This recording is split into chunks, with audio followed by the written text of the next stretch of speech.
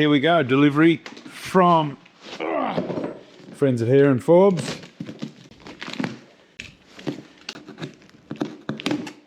Now, not transported like this. Here we have 150 jaw width, 178 opening, offset bench vise.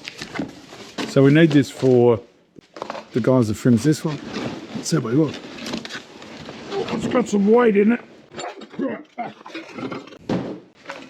We'll probably get used. Let's have a look at this. So, left side of the bench. So, I'll be over here. So I need to drill some holes in the bench. But let's have a look. So let's work out how we're going to fit this. First things first, sort of square tubing, and I'll pop it in here. So this rear jaw is not further back over the bench because we want to be able to put things in jaw that can go all the way to the floor if need be. So we need to have a little bit of space. Often I'd run this directly in line with the jaws and the bench, but we don't have it perfectly flat, so I'm going to give it a little bit of space in there scientifically. Okay. I'll just square this little bugger up. Now, the frame is what not the top. The frame is what I need to make sure that we are aligned with. Let's do some marking. I'm also going to mark these holes for this bench so we're going to drill and then tap. Let's do the test one more time just to make sure we have the clearance. I don't know if you can see we have good clearance in there. So as we move that away with the general spots, now we're going to tap these holes, or the holes, we're going to put bolts in here, but clearly the holes are going to be smaller. I'm going to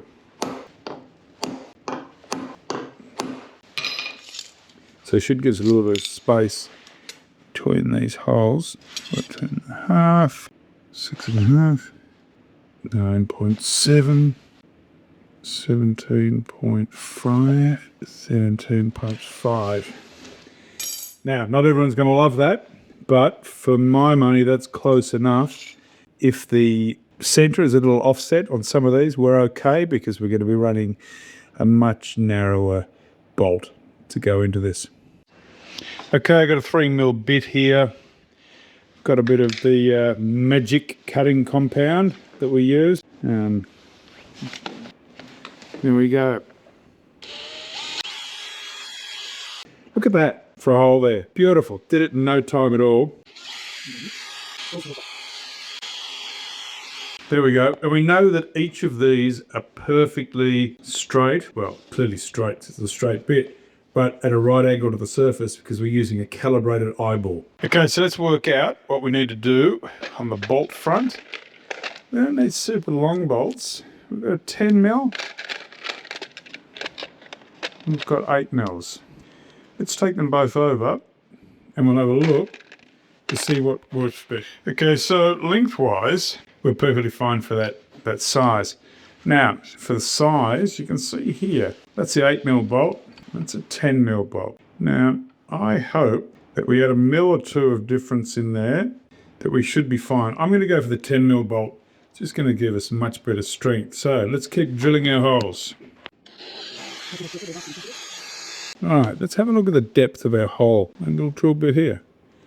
So we've gone down that far, well and truly past at the bottom of, because when you're using this, you see here where it starts, it doesn't have full threads in place. You really lose this bottom part here.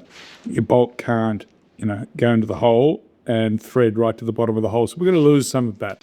So keep in mind, you need a hole that's going to be deeper if you're doing this type of thing. Most of you will be not doing this type of thing.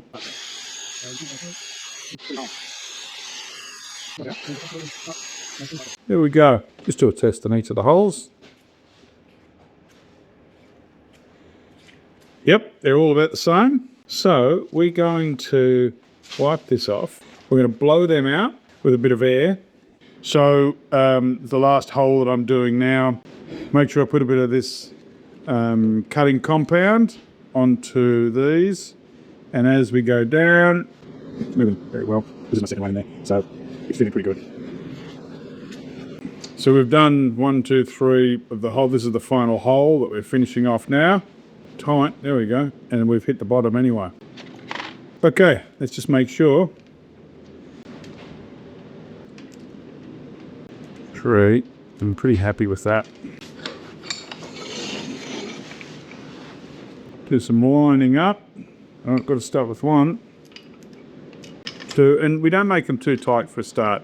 Loosely, because we might need to jiggle this around in case some of the holes don't quite before. Just to make sure it's positioned well. All right. Just right down on each of these. All right. So that's pretty easy. That's the installation of the vise. I'm not sure if I mentioned earlier, but I expect that most of you guys won't be tapping into a massive thick top like this. You'll be drilling a hole, putting your bolt through, and a nut in the bottom. So make sure you use washers and lock washers if you need. Otherwise, a bit of Loctite can work well, or similar products. Thread locker, I guess you should call them. Okay, job done, installed. We're going to test this and see how it works.